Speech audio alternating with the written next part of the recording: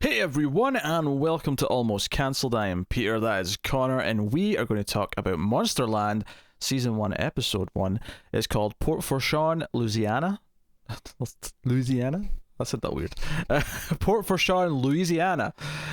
So this is the Episode 1, so we'll start spoiler free and give you an idea. Although it's worth mentioning that this is an anthology show, it's an anthology horror show where each episode is its own story, so we can give our spoiler-free thoughts on the quality of it, but anything we say about the premise has nothing really to do with the show as a whole. Each episode's its own thing. So we'll dive into it. We'll give you a warning, though, before we go into spoilers. So this is Hulu's new series, and this first episode stars Caitlin Dever and Jonathan Tucker. Caitlin Dever plays Tony, who is a single mother, a young single mother, who got pregnant in high school and is raising a daughter who is about, 5 or 6 years old, but she is very troubled socially. She has fits, she lashes out, attacks people, that kind of thing. She's having a lot of struggles, paying her bills, that, sort of, life. And there's a serial killer going about, basically, and that's kind of how the episode opens. We see this serial killer kind of like finish off a victim, and the idea being that he's going to spot Tony, Caitlin Dever's character, and sort of pick her as possibly his next victim, and he starts kind of trying to follow her and interact with her and that kind of thing. So that's the gist of the first episode. But like I said, it's an anthology show, so that's not necessarily that important to the grand scheme of the whole show. Yeah. What did you think of this first episode? It's okay. There are definitely some things I like. I do think it gets pretty murky in the back third. That kind of loses a bit of its focus and loses a lot of some of the feelings of it for me. I wasn't really sure with some of the choices in the script, especially at the back third. Yeah, but direction's solid. Acting's pretty good. Also, is it Dever? I've always just said it was Dever, but I don't know. I would say Dever. It's only one E, which is why I said Dever. No, but I'd expect two V's if it was Dever. It's only one V. Dever. I don't know. I've never heard it said, so I genuinely don't know. Do you say I've got a fever when you're feeling ill? No, but there are lots of words that you say differently depending on context. Yeah, but the point even though they follow the same rule. Yeah, but the point is that I have examples where mine's is definitely the right way of thinking about it. So sure. So check and mate. I hope someone. I don't even know that I'm right. I might not be. As far as I'm concerned, it's 50-50. I hope someone proves you wrong now, just for that smugness. Because I'm being very open here that I could be wrong. I don't know. No, you're wrong. I was just querying. You're definitely wrong. I so hope you. I've never wanted to be more right, and you know how I love to be right. I've never wanted to be more right than this. Her name's Caitlin Dever, okay, and I'm sticking by it. So. This is what I will say about this episode is that it really lays on the misery. Like, everything about it is depressing to watch. Like, her life, like, because this is a story about a young mother who clearly regrets having a kid. It wasn't a planned child. There's a lot of that's kind of there throughout the story. It keeps coming back to this idea of how much better, or how trapped she is because she's with this kid and she has to raise this kid. And on top of that, it's not even, the daughter Jack is, a bit more of a handful because of who she is, because of her. I don't know if mental illness is maybe the right term. I suppose it would be closest thing I could think of, but because of these things, like, she feels like she's in this life she didn't want. This is not the life she was looking forward to when she was younger, and she's got a dead-end job that she hates. Like, everything, she's struggling to, like, pay for daycare so she can actually go and be at the job. There's all this. Everything with this, there's flashbacks to, like, the first time she introduced the father of the kid to her daughter and how badly that went. Everything from this episode is just, about halfway through it, I was like, you know what? I just can the horror stuff get going, please? Because I want to cheer up. Like, this is just so depressing. Yeah. On the horror side of things, yes. I wish it hadn't opened because this is the opening thing of the episode is the seeing the serial killer. Mm-hmm.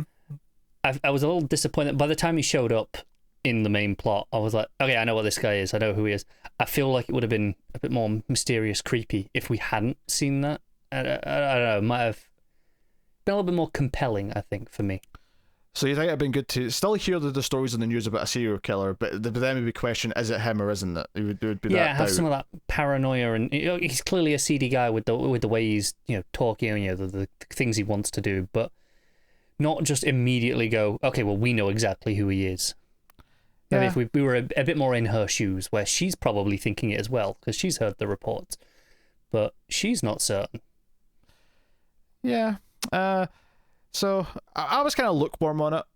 Ultimately, I do like that it is trying to be a serious drama mixed with horror, and the horror itself ties into the theme of what the character's going through. And the ending, especially, is kind of ballsy. I get what it's going for. It definitely thematically fits what it was doing, for sure. I said definitely not the choice I was expecting, and that wasn't. I said, there's some murky things in the final third. This kind of ending moments isn't really my problem. It's actually some of the stuff to do with the horror elements of it more than the drama. Yeah, there's all the stuff that it kind of reveals about that side of things. Because I'll just say that there's a supernatural kind of element to it, which that I was kind of I'd kind of lost interest when they started talking about that stuff. Yeah, me too. It felt like here's 5 minutes of exposition about supernatural stuff, 10 minutes from the end. And I get how it thematically ties in with what she's trying to do at the end of the episode. I mean, it's clear as day. I mean, if anything, it's a little too on the nose, but ultimately, I don't know. It was one of those things where I felt like there was almost just too much of her misery in the first half of the episode, where I thought that you could have probably, because this is like a 50-minute episode, you could have probably cut a good 10 minutes out of this and not really lost anything that needed to be there. I don't know if the flashback to when she's a teenager and her, spoilers for episode 1. I'll just spoiler warning. Let's just do it, yeah. Yeah, so I can start talking about this stuff. I don't know if I needed the flashback where her friends try to give her a homemade abortion. Like, I don't know if that was... Yeah, I get that. It was like a tipping point where it was like, okay, you're going so over the line to make it really, like, almost shockingly miserable. Like, just how, like, rough her life is. I felt that with a lot of the flashbacks, to be honest. I understood what they were there for, and I think I kind of liked the effect of it where it felt like she was zoning out and it was like flickering in and out the flashbacks quite suddenly. I like that effect. But most of the content in the flashbacks I don't think I actually needed to see. Yeah, because the whole thing with, like, the Jack's last birthday, presumably, and this is why, because at the start, the first time we meet Jack, she's scared to go into the bath and she's kind of hitting her mum to, like, avoid getting out of the bath. There's context for this in the flashback where she almost died in the bathtub because it's her birthday, her father's there for the first time, seeing her for the first time, and he's got this look in his eye. He doesn't want her, he doesn't want to be there, he's uncomfortable, but he's sort of trying, he tries to sort of engage sex with Deaver's character, and it's and she's kind of into it, but the kid's kind of in the way. It's like, the kid wants her bath before bed. And it ends up in this thing where the squirt gun that the guy gave her for her birthday, she uses on the guy, and he gets so annoyed that he hits her. And then, obviously, our mum intervenes, like, hey, what the hell are you doing? And he pushes her away, she hits her head in the back, and he just leaves. He just, like, I don't know if panic's the right word, but he basically just says, well, I want no part of any of this, I'm going. Yeah. And the kid's, like, not breathing in the bath, and she does, she takes her out and resuscitates her, and she comes back, and she's, like, holding her in her arms, and they're soaking wet, and it's this kind of, again, it kind of felt like, okay, I get it. Like, I get how depressing her life is. It's one of those things where I'm sitting down for, like, an anthology horror show, and most of it's like, this is too real life horror. This is, like, real life, like, miserable. And I think the problem is you can achieve this in less. Yeah. Right? Like, just the miserable job, her struggling with the child care, seeing that her child is a bit troubled and she's struggling. It's miserable already. We don't need all this extra stuff. It feels like, do you know what it feels like? If this was like a 90-minute movie, I could see, okay, this is when you'd have this stuff in there. And it feels like they wrote this almost as when they pitched it in their heads, whoever the writer for this was, when they conceived of this story, they had a 90-minute movie in mind. And when they were editing it down for 50-odd minutes, they didn't want to cut these bits. They felt too attached to them, and I feel like, no, you didn't need these either. Yeah. So I was kind of, Like, I didn't hate it. Like, I thought there was some merit in some of the stuff it was doing. It was well enough directed, and I do think the ending is quite a ballsy move. Like, the idea that this whole story is about a character building up to that decision is actually quite an interesting one that I don't think I've seen in a story before. At least nothing I can think of. I can't think of any examples of it where it's not explicitly just the setup almost. Yeah, I can think of stories where it starts with that, but not the ending. Like I'm struggling to think of a whole movie where this is the thing. It's a really grounded world, except the horror part. Like, if you take the horror part out, everything in our life is a very grounded, kind of depressingly real thing. So it building up to this decision feels almost way darker because it does feel so real. It feels like, oh no, this is... And I feel that's where the supernatural element diminishes this by quite a bit, because you could still have had the real world horror of the serial killer and not have lost this feeling because of it. Yeah. I mean, I'll be honest, you could take out the serial killer element and the horror element entirely, and the episode would function completely. Like, and you could still call this a horror. Yeah, you could build this up if the point of this story is building up to the ending, which is her deciding to abandon her child and, like, put her in this other car when she's asleep so that someone else will find her and she can just run away. Because she makes this choice to run away with her daughter. They're going to change their names and start new lives, and she thinks she can do it with her daughter. And they're having a good time. They're getting some food at like a supermarket or like rest stop, kind of like retail park. And there's a big car park and all that outside. And our daughter, like, we don't even see what she's done. We just hear screams, like the kids. Because this is the thing, it's got almost that Babadook effect where there was a point in this episode where I was like sick of the sound of the kid. I was like, okay, oh my god, shut her up. I will defend this more than Babadook though, in that she is also sick of the sound of the kid. We're supposed to be sick of it. That's kind of the point, right? But you just hear the screeching off camera and this look of horror on her face.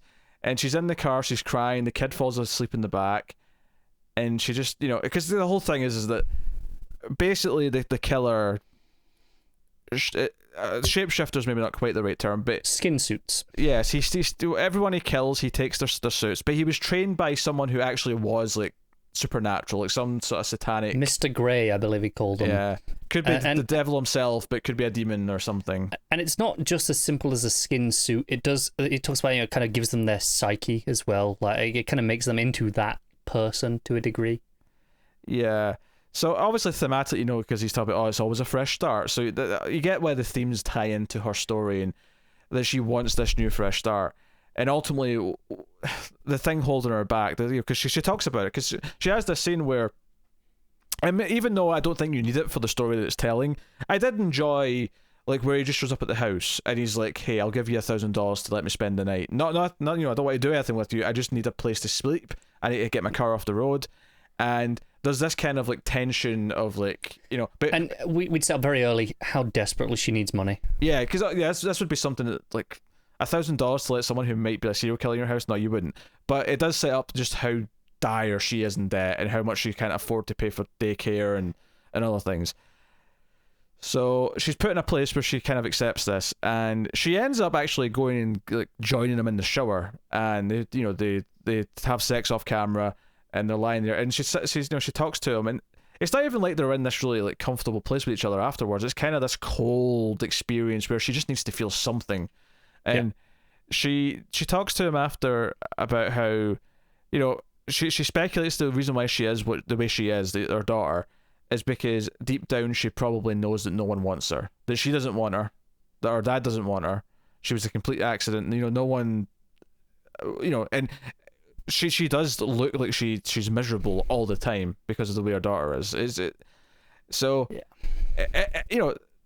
there's a really good drama in here, building up to a mother choosing to abandon her child just on a spur of the moment thing in the car park, where she takes her sleeping kid, puts in the back of another, because the car's the windows like rolled down a little bit so she can get her hand in to open it, and she puts the kid in the back seat, and just goes. Just she waits a little bit to make sure someone comes out of the car and finds her, and she just leaves. And the weird thing, and the thing that's kind of ballsy about this, I thought, is that it kind of plays it as a happy moment. Like, she kind of smiles and the music swells up a little bit. Yeah, we're supposed to feel naturally oh, she's a terrible person, right? She's just abandoned her daughter, but in context, it's it's supposed to be, in context, it's no, she can't handle this. She's not capable. It's going to destroy both of their lives. So by her giving her up and maybe giving her some better parents, her daughter will be better for it, and then maybe she will as well. It's kind of what it's supposed to be. That's why it's supposed to be happy, right? Yeah. That said, there's official channels to do these things, and you could call her a coward for not wanting to go through the process where she has to explain to her daughter that she's given her up for adoption, right? Yes, absolutely. Right. That you could call her a coward for that, because this is the easy, quick, like, oh, I don't have to deal with the emotion of this. I can just run. And to be fair, the episode does show her as a coward, essentially, repeatedly. No, that's true. No, that does. Like, she'll back out of things. She'll be like, no, I can't go through with this. She gets scared of things very easily. I mean, her friend with a spike to give her the homemade abortion, admittedly, I think most people would be like, you know what, I think I'm good. I agree, but yeah. it's that was an example of her. It wasn't like she decided that she wanted to keep the child. It was just she was scared of the situation she was in there to get rid of it, and didn't have... Ultimately, in this context of what the themes of the episode are, she was too much of a coward to go through with what she actually wanted, and ended up ruining her life the way she sees it, right? So this here at the end is, while being a coward and not doing it in the official channels, this is her being brave by giving her up, is the way she sees it and the way the script treats it. Yeah. So it's a really murky ending in the sense that it's hard to know how to feel about it, and I think if it was just a drama where it ended with the character making this choice, it'd be one of these great moments potentially where it's like, okay, this is an awful thing to do, but they've completely written why in the script. Everything feels like it's built up to this moment. It's that thing when you're watching like Better Call Saul and the character's making that awful choice, but you understand so well why they're making it and why they would make this mistake. And this is so close to feeling that. I understand what they're going for. I understand what this character's doing. It just murkies it with the horror side of things. The horror and supernatural thing just makes all of it feel weird and unearned. I don't know how I'm supposed to feel about the horror villain once it would turn out he wasn't the worst of the two. He actually killed the really evil one because he killed someone who was too young. There's a point where he's now a woman the morning after. Yeah. And is talking and she's there going, well, I did this, and Tony's like, well, you were killing all these people. And, well, it was in the past. It's like, no. I think the exact thing she is like, we all make mistakes and we've just got to live with those mistakes. I'm like, no, you killed lots of people. That's you don't just go, oh, I've got to live with that. No, you have to be punished for that. There are repercussions for that. Yeah. So, yeah, there's just murkiness to this. I mean, to be fair, I think Caitlin Deaver's been kind of a rising star. Obviously, she was big in Unbelievable. She was big in Short Term 12, a little bit further back, and she was just in the comedy Booksmart, yeah. So she's kind of this rising, and it's funny because I was halfway through this and she's putting an accent on, which I thought, at least in my ears it sounded fine. But again, admittedly, I'm not the one to spot like a bad, Louisiana accent. It sounded fine to me as well, but maybe a local will tell us it was terrible. But she's kind of outside of Booksmart, she's kind of like known for taking really like serious dark roles, serious miserable depressing roles, and to be fair, she's very good at it. She's been very good in everything I've seen her in, and I think that's why Booksmart was important for her to do. It showed that she's capable of range. Oh yeah, she was really funny in Booksmart. I didn't necessarily love Booksmart, but I did think her and the other actress were both good in it.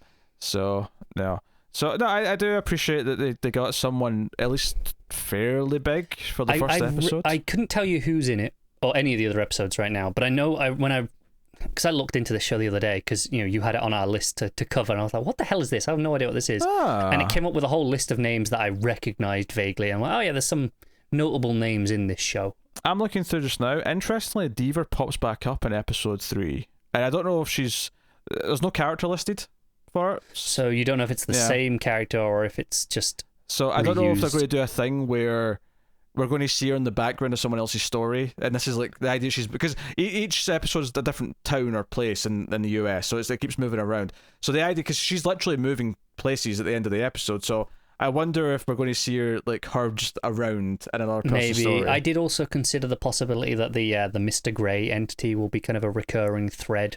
That's possible, especially since it can be changing its face every... Well, it's not Mr. Grey, it's the apprentice of Mr. Grey. Well, yeah, but no, the actual Mr. Grey as well. Right, I okay. thought we could be dealing with that because I think the apprentice, shall we say, says he thought he killed Mr. Grey, but isn't sure if it even can be killed. It's inhuman, and thinks that saw him watching it. Yeah, So, he's worried that he's been followed. Yeah, which is what he's running from. So I could still see that entity being a factor as well throughout the show. Perhaps I mean I don't know what exactly they're planning on doing. Kelly Marie Tran's in an episode. Mike Colt's in an episode. I'm just looking through the episodes. Yeah, these are pretty not huge names, but big enough that you go, I recognize these people, right? Yeah. So the episode's okay, kind of murky. I think it's safe to say we're not doing any more. Now, admittedly, I wouldn't be opposed to trying more of this to see how the different episodes fare, given that it is an anthology. However, we're still working through Utopia, and I've also got Haunting of Bly Manor starting next week. So yeah, maybe it would have been. I am not added on another binge show on top of those. That's it. Maybe it would have been different if it had been weekly. Even if Hulu had followed the normal model of 3 and then the rest, or hell, I get why they want it all in October. Do 2 a week. I think just do something, but all at once. It's like, Yeah, very possible. I mean, I just there's just too many other things in my plate. I mean, that said, if this was amazing, if I came out of this raving about it, I would have found a way. Life would find a way. I think the fact that it's the horror side of it that disappointed us, it kind of makes us less likely to continue. It's like, okay, sure, there might be some good drama in the episodes, but there are a lot of places to get good drama, whereas good horror, especially on TV, is rarer, right? So hey ho, that is our thoughts on the first episode of Monsterland. So you can let us know what you thought if you've checked it out. The whole season did drop, at once, binge style. So you can check out the whole season. Let us know what you thought of the rest of it, if it was any good, or if is this like a better episode in the season? Is it a sort of middle of the road? Is it a weaker episode of the season? Where does this fall in the scale? I tend to be concerned. With an anthology, I assume they put their best foot forward, right? They want us to carry on watching. So I tend to assume that the first episodes are usually some of the better ones. Not always true, of course, but there's often a reason why they put that one first. I would go as far to say that there's actually not enough. It doesn't happen often enough to actually be a trend, but you've convinced yourself that that's what it should be. Yeah. Well, it's actually not what it should be. I think what they should do is put something they think is middle of the pack at the first, so that you've got peaks and valleys still to come afterwards. You want something that's good enough to make you want to keep watching, but not the best of them all. Which is why season 3 of Black Mirror is perfectly paced for an anthology season. Which I'm really glad you just mentioned Black Mirror, because you reminded me of something I need to tell you off camera in a minute. Alright, weird, but okay. Anyway, so yeah, let's do like and all that jazz. Liking is super important on YouTube. Helps us with the YouTube algorithm. You can, of course, get us on Patreon, patreon.com/MailFuzzTV for as little as $1 per month, and get some bonuses for your trouble and help keep all the content coming. Catch us on Twitter at mailed_fuzz for channel updates. But otherwise, that is us. So thank you once again for watching or listening. We always appreciate it. Keep watching TV, guys. Have you got any vanilla?